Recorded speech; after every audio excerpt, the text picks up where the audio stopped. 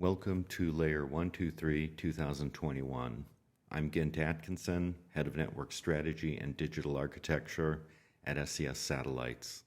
We deliver content and connectivity everywhere using our multi-orbit space network.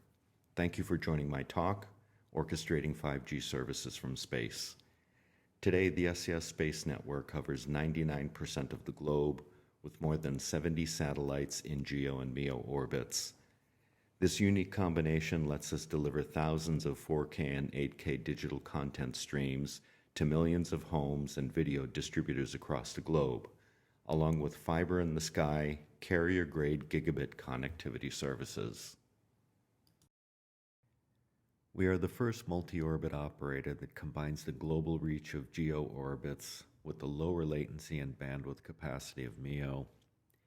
Our high-throughput GEO satellites multicast and broadcast all forms of content and media, including 4K and 8K streams, enabling millions of users and edge platforms to receive multicasted content, while our O3b MEO constellation that flies at a much lower orbit offers fiber-in-the-sky gigabit performance with lower than 100 milliseconds performance while still having the reach from Europe to South Africa, opening up direct one-hop service between long distances that bypass numerous terrestrial hops.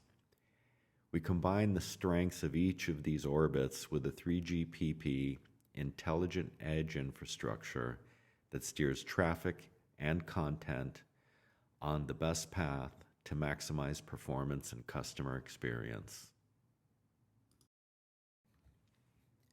Given our superpower of global reach, we've succeeded in reaching underserved remote industries such as energy, mining, maritime, agriculture, and more.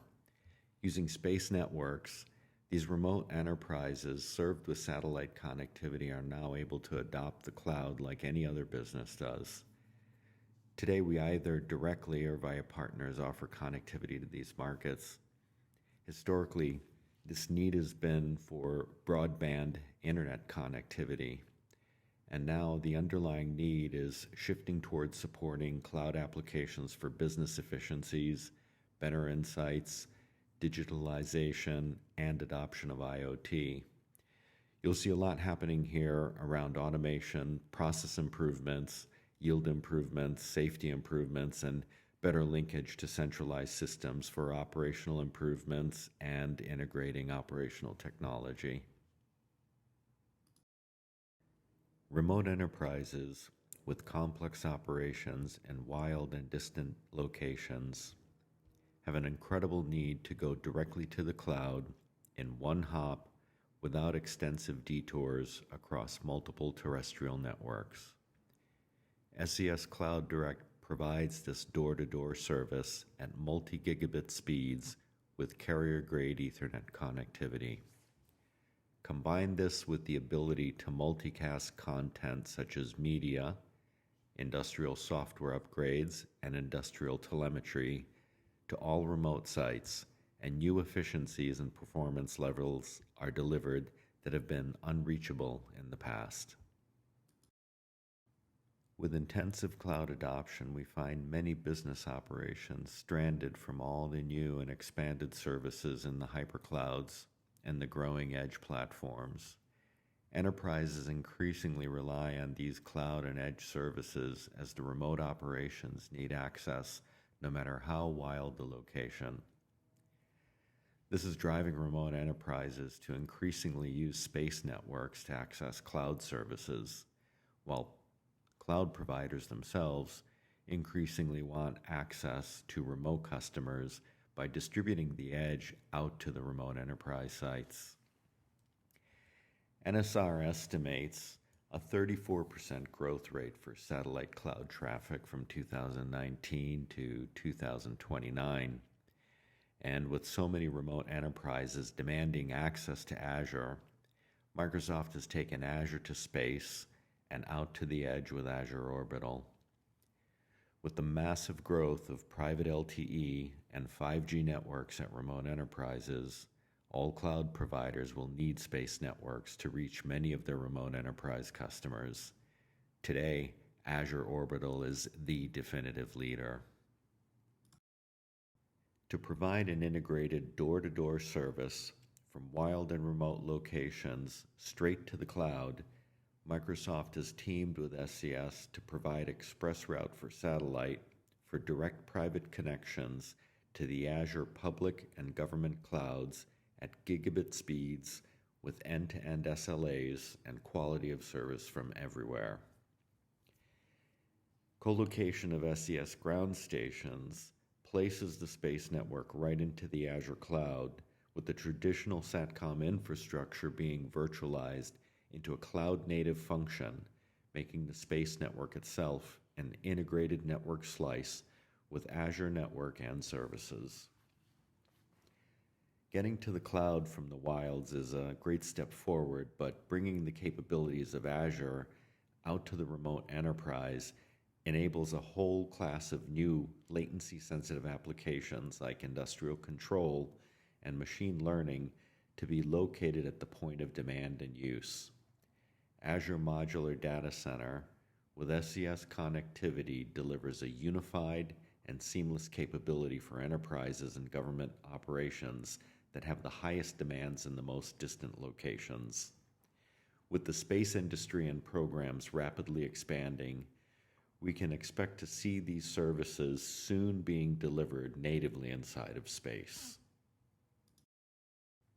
Virtualization in space networks has followed a similar path to terrestrial wireless networks, with software-defined radios and satellites enabling highly configurable and programmable resources that can dynamically shape and steer beams, switching paths, and resource allocations. Baseband processing has also gone cloud native, with antennas plugging straight into GPU farms in the Azure cloud. At the remote sites, instead of having a stack of varying appliances, satellite modems are also getting virtualized, just like the gateways in the cloud, and the Azure Orbital Edge platforms can host the virtualized Satcom access infrastructure while also hosting the enterprise workloads as well.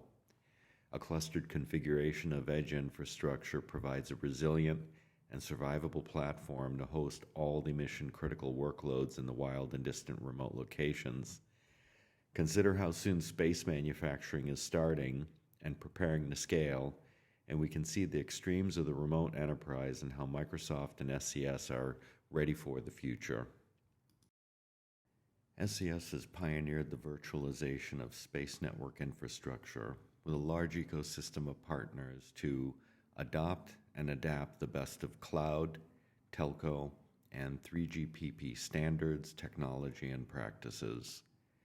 Since our demonstration at Mobile World Congress in 2019, where we had a satellite edge platform supporting MEC and a SATRAN with 3GPP core and ONAP-based service orchestration, Microsoft, Amdocs, and SES have driven space networks into standardization in 3GPP and commercialization as market-deployed products and services that can be purchased and consumed today.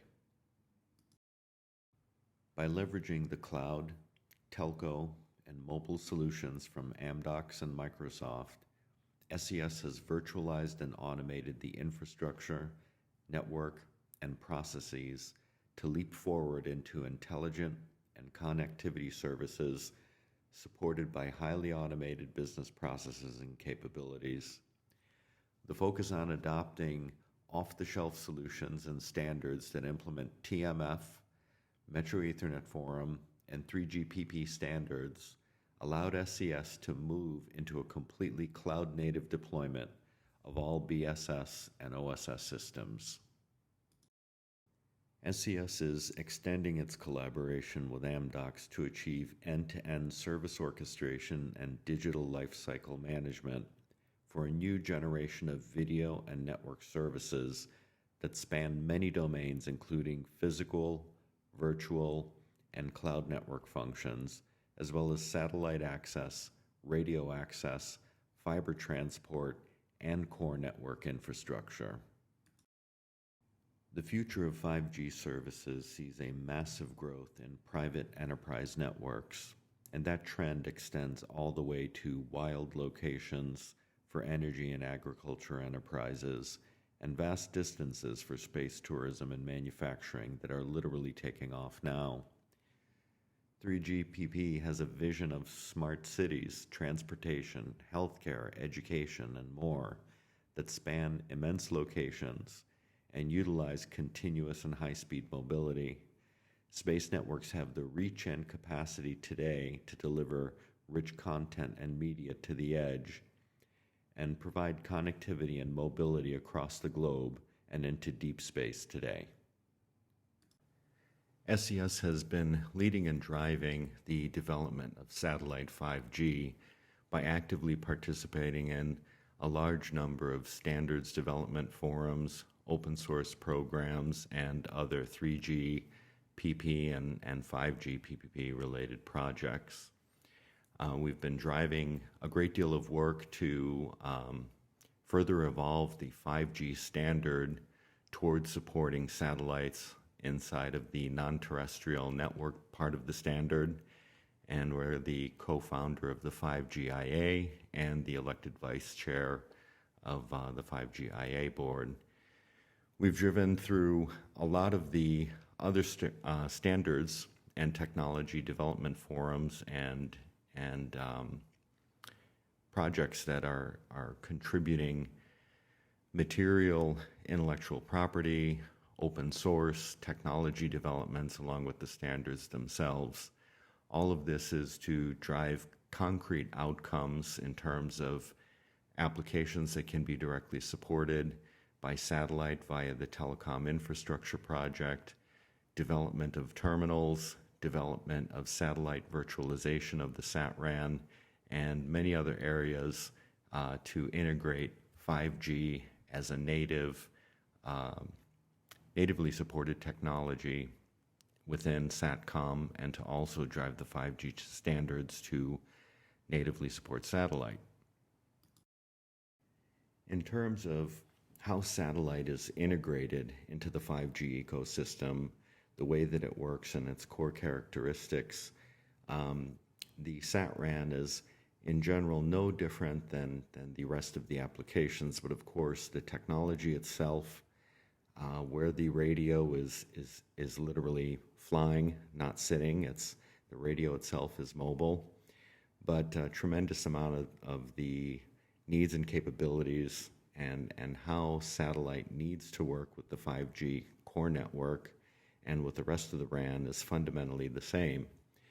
The demands are similar, for example, more bandwidth, more endpoints, and better latency. Similarly, the architecture needs to be virtualized and distributed, and the satellite itself needs to carry RAN functions up in the sky, deliver the data plane down to the ground, both at the satellite gateway and out at the satellite remote. And consequently, this basic architecture of virtualization and distribution are the same. Remote units out on the ground, possibly distributed units up in the sky, and centralized units down at the gateway.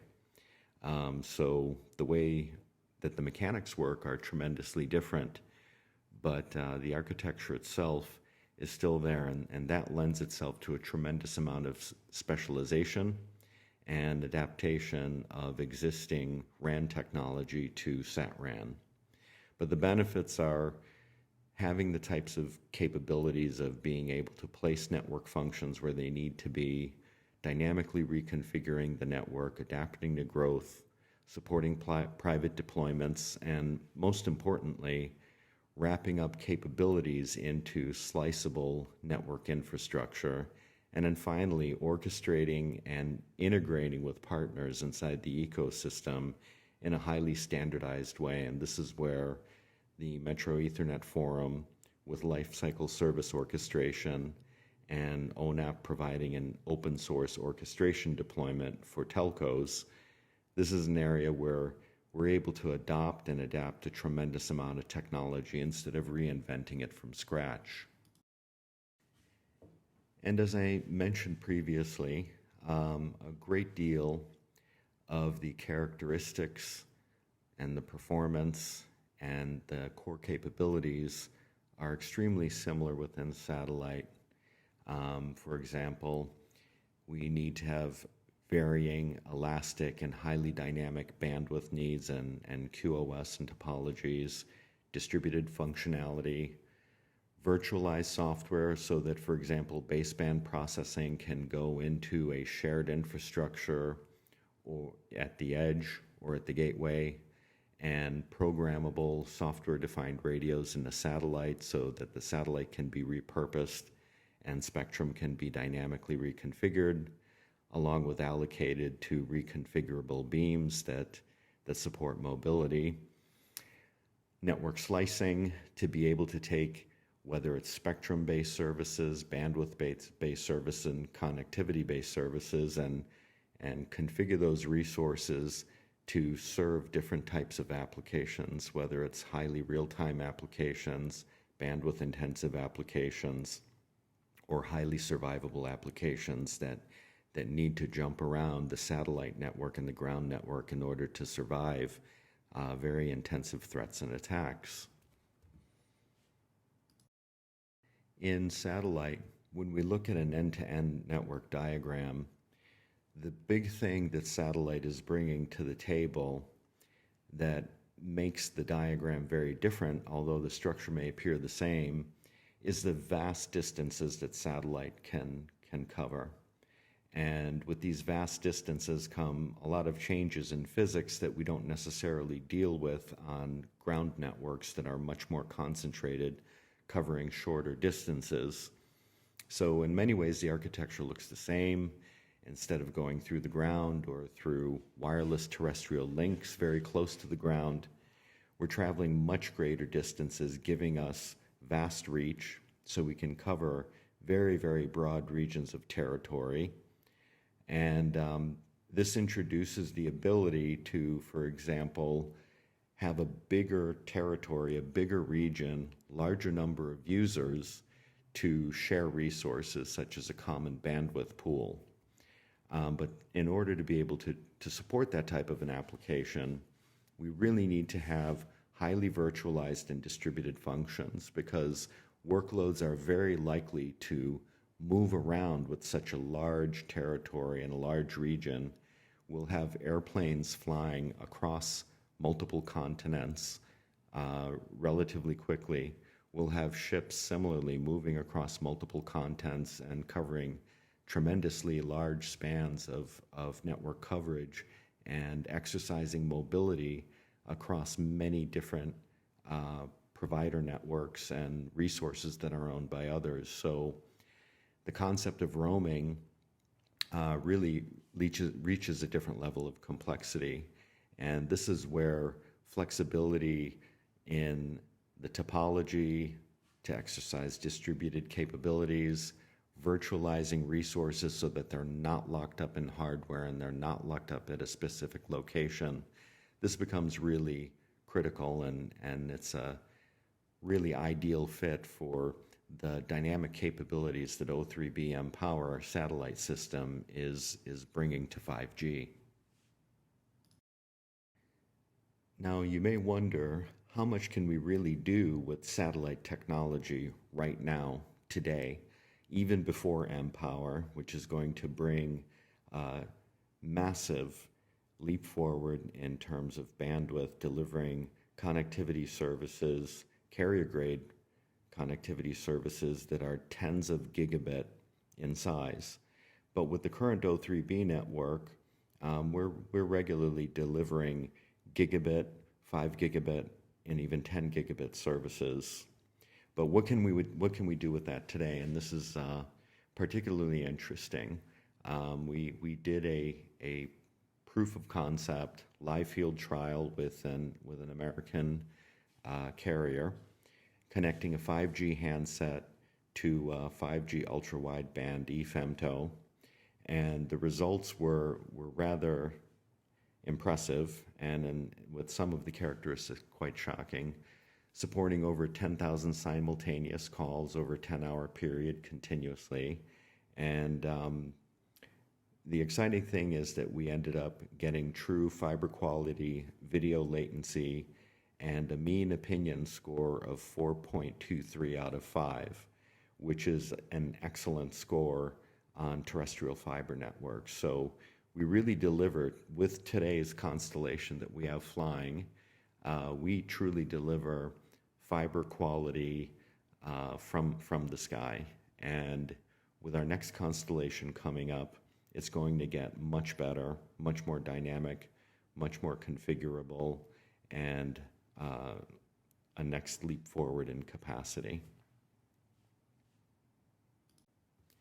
So I'd like to wrap it up and really say that SES is here to accelerate your 5G deployments to wild and remote locations, whether they're offshore oil rigs, maritime commercial ships, commercial airlines, military, and other hard-to-reach remote businesses that are operating distantly out in the wilds.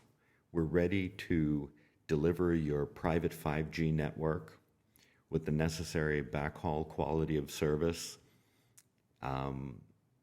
Today, we have a solution that is designed for 5G, and we'll be taking it to the next level when we launch O3b mPOWER this year. So thank you for joining my talk, and enjoy the show, and take care of yourself in these times of COVID. Thank you very much.